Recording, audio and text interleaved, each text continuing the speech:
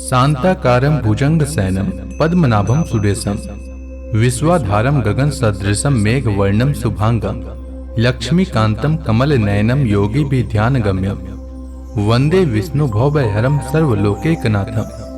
ओम नमो भगवते वासुदेवाय। आपका भक्ति कथा चैनल पर स्वागत है। आपका दिन शुभ और मंगलमय हो। आज दिनांक 23 जुलाई और दिन गुरुवार है। आज आषाढ़ शुक्ल पक्ष की 9वीं तिथि है। आज सूर्योदय का समय सुबह 5:37 और सूर्यास्त का समय शाम 7:18 रहेगा। ब्रह्म मुहूर्त रहेगा सुबह 4:15 से सुबह 4:56 तक और अभिजीत मुहूर्त रहेगा दोपहर 12 बजे से दोपहर 12:55 तक।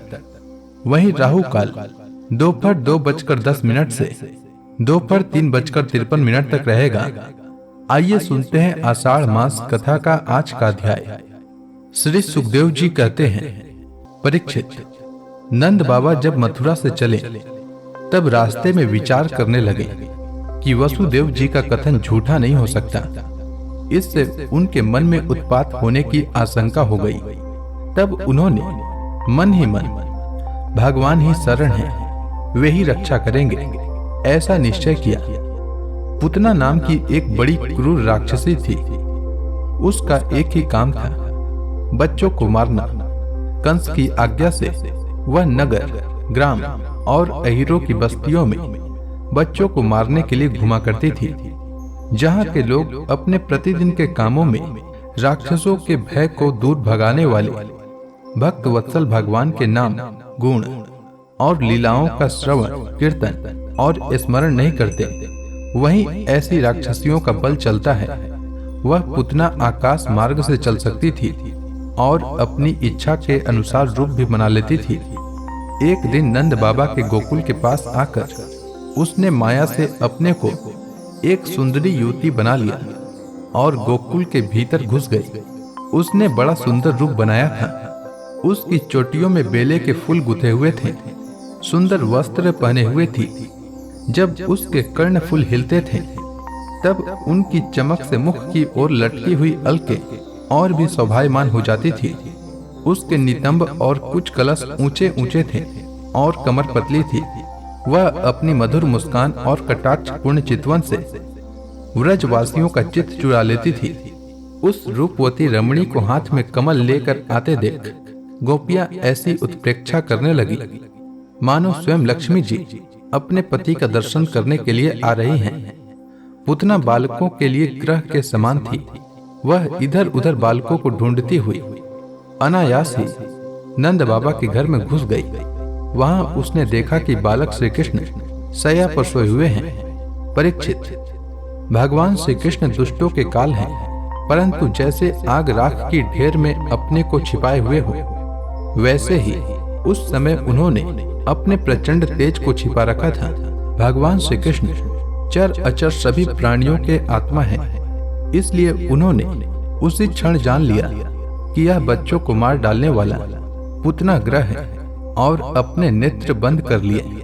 जैसे कोई पुरुष ब्रह्मवश सोए हुए सांप को रस्सी समझकर उठा ले, वैसे ही अपने काल रूप भगवान श्री कृष्ण को पुतना ने अपनी गोद में उठा लिया। मखमली मयान के भीतर छिपी हुई तीखी धार वाली तलवार के समान पुतना का हृदय तो बड़ा कुटिल था, किंतु ऊपर से वह बहुत मधुर और सुंदर व्यवहार कर रही थी। देखने में वह एक भद्र महिला के समान जान पड़ती थी। इसलिए रोहिणी और यशोदा जी ने उसे घर के भीतर आई देखकर भी उसकी सौंदर्य प्रभा से हतप्रभित सी होकर कोई रोक टोक नहीं की, चुपचाप खड़ी खड़ी देखती रही। इधर भयानक राक्षसी पुतना ने बालक श्री कृष्ण को अपनी गोद में लेकर उनके मुंह में अपना स्तन दे दिया, जिसमें बड़ा भयंकर और किसी प्रकार भी पच न सकने वाला विष लगा हुआ था। भगवान ने क्रोध को अपना साथी बनाया और दोनों हाथों से उसके स्तनों को जोर से दबाकर उसके प्राणों के साथ उसका दूध पीने लगे। अब तो पुतना के प्राणों के आश्रयभूत सभी मर्म स्थान फटने लगे। वह पुकारने लगी, अरे छोड़ दे, अब बस कर। वह बार बार अपने हाथ और पैर पटक पटक कर रोने लगी। उसके नेत्र उलट गए। उसका सारा शरीर पसीने से लथपथ हो गया। उसकी चिल्लाहट का वेग बड़ा भयंकर था। उसके प्रभाव से पहाड़ों के साथ पृथ्वी और ग्रहों के साथ अंतरिक्ष डगमगा उठा। सातों पाताल और दिशाएं गूंज उठी। बहुत से लोग वज्रपात की आशंका से पृथ्वी पर गिर पड़े। परीक्षित, इस प्रकार निशाचरी पूतना के स्तनों में इतनी पीड़ा हुई कि वह अपने को छिपा न सकी। राक्षसी रूप में प्रकट हो गई। उसके शरीर से प्राण निकल गए, मुंह फट गया, बाल बिखर गए और हाथ पांव फैल गए। जैसे इंद्र के वज्र से घायल होकर वृत्रासुर गिर पड़ा था, वैसे ही वह बाहर गोष्ठ में आकर गिर पड़ी।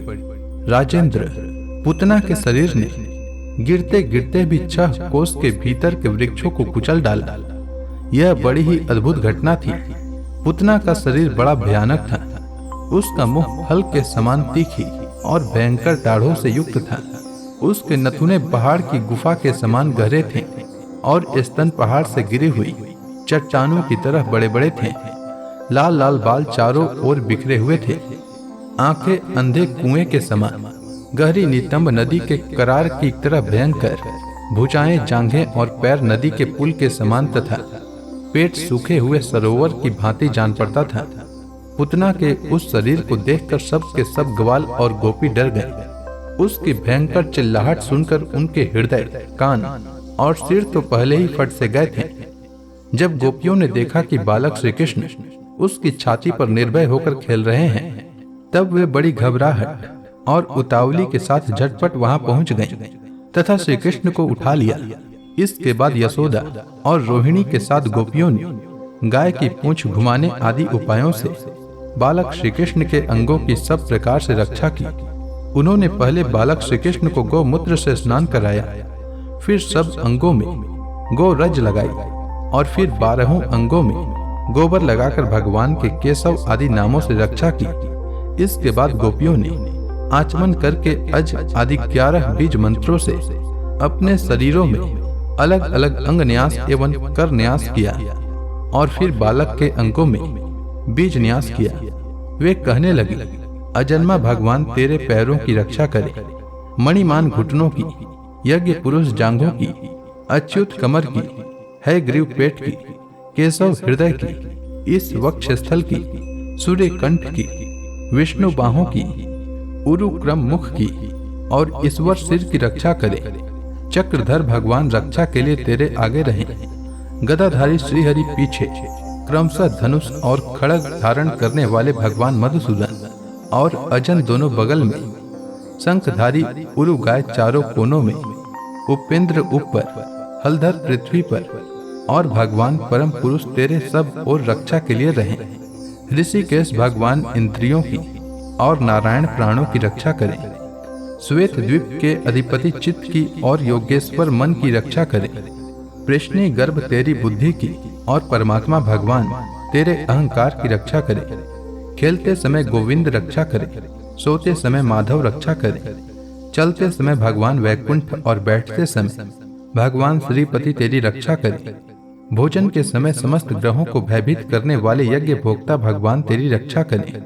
डाकिनी, राक्षसी और कुष्मांडा आदि बाल ग्रह, भूत, प्रेत, पिशाच, यक्ष, राक्षस और विनायक, कोटरा, रेवती, ज्येष्ठा, पुतना, मातृका आदि शरीर, प्राण तथा इंद्रियों का नाश करने वाले उन्माद एवं अपस्मार आदि रोग, स्वप्न में देखे हुए महान उत्पात, वृद्ध ग्रह और बाल ग्रह आदि, ये सभी अनिष्ट भगवान विष्णु का नामोच्चारण करने से भयभीत होकर नष्ट हो जाएं। श्री सुखदेव जी कहते हैं, परीक्षित, इस प्रकार गोपियों ने प्रेम पास में बंधकर भगवान श्री कृष्ण की रक्षा की।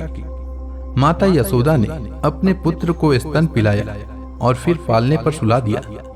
इसी समय नंद बाबा और उनके साथी गोप मथुरा से गोकुल में पहुंचे। जब उन्होंने पुतना का भयंकर शरीर देखा, तब वे आश्चर्यचकित हो गए। वे कहने लगे, यह तो बड़े आश्चर्य की बात है। अवश्य ही वसुदेव के रूप में किसी ऋषि ने जन्म ग्रहण किया है, अथवा संभव है वसुदेव जी पूर्व जन्म में कोई योगेश्वर रहे हों, क्योंकि उन्होंने जैसा कहा था वैसा ही उत्पात यहाँ देखने में आ रहा है। तब तक व्रजवासियों ने कुल्हाड़ी से पुतना के शरीर को टुकड़े टुकड़े कर डाला और गोकुल से दूर ले जाकर लकड़ियों पर रखकर जला दिया। जब उसका शरीर जलने लगा तब उसमें से ऐसा धुआं निकला जिसमें से अगर किसी सुगंध आ रही थी क्यों न हो। भगवान ने जो उसका दूध पी लिया था जिससे उसके सारे पाप तत्काल ही नष्ट हो गए थे। पुतना एक राक्षसी थी। लोगों के बच्चों को मार डालना और उनका खून पी जाना यही उसका काम था। भगवान को भी उसने मार डालने की इच्छा से ही स्तन पिलाया था। फिर भी उसे वह परम गति मिली जो सत्पुरुषों को मिलती है। ऐसी स्थिति में जो पर ब्रह्म परमात्मा भगवान श्री कृष्ण को श्रद्धा और भक्ति से माता के समान अनुराग पूर्वक अपनी प्रिय से प्रिय वस्तु और उनको प्रिय लगने वाली वस्तु समर्पित करते हैं, उनके संबंध में तो कहना ही क्या है। भगवान के चरण कमल सबके वंदनीय, ब्रह्मा शंकर आदि देवताओं के द्वारा भी वंदित हैं। वे भक्तों के हृदय की पूंजी हैं। उन्हीं चरणों से भगवान ने पुतना का शरीर दबाकर उसका स्तनपान किया था। माना कि वह राक्षसी थी, परंतु उसे उत्तम से उत्तम गति जो माता को मिलनी चाहिए वह प्राप्त हुई। फिर जिनके स्तन का दूध भगवान ने बड़े प्रेम से पिया, उन गौओं और माताओं की तो बात ही क्या है। परीक्षित, देवकी नंदन भगवान केवल्य आदि सब प्रकार की मुक्ति और सब कुछ देने वाले हैं। उन्होंने व्रज की गोपियों और गौओं का वह दूध जो भगवान के प्रति पुत्र भाव होने से वात्सल्य स्नेह की अधिकता के कारण स्वयं ही झरता रहता था, भर पेट पान किया। राजन, वे गौवें और गोपियां जो नित्य निरंतर भगवान श्री कृष्ण को अपने पुत्र के ही रूप में देखती थी, फिर जन्म मृत्यु रूप संसार के चक्र में कभी नहीं पड़ सकती, क्योंकि यह संसार तो अज्ञान के कारण ही है। नंद बाबा के साथ आने वाले व्रजवासियों की नाक में जब चीता के धुएं की सुगंध पहुंची, तब यह क्या है, कहां से ऐसी सुगंध आ रही है, इस प्रकार कहते हुए वे व्रज में पहुंचे। वहां गोपों ने उन्हें पुतना के आने से लेकर मरने तक का सारा वृतांत कह सुनाया। वे लोग पुतना की मृत्यु और श्री कृष्ण के कुशल पूर्वक बच जाने की बात सुनकर बड़े ही आश्चर्यचकित हुए। परीक्षित, उदार शिरोमणि नंद बाबा ने मृत्यु के मुख से बचे हुए अपने लाला को गोद में उठा लिया और बार बार उसका सिर सूंघकर मन ही मन बहुत आनंदित हुए। यह पुतना मोक्ष भगवान श्री कृष्ण की अद्भुत बाल लीला है। जो मनुष्य श्रद्धा पूर्वक इसका श्रवण करता है उसे भगवान श्री कृष्ण के प्रति प्रेम प्राप्त होती है। तो प्रेम से बोलिए श्री कृष्ण भगवान की जय, समस्त देवी देवताओं की जय। इसके आगे की कथा मैं कल के अध्याय में सुनाऊंगा। तब तक के लिए भगवान श्री हरि विष्णु का नाम जपते रहें।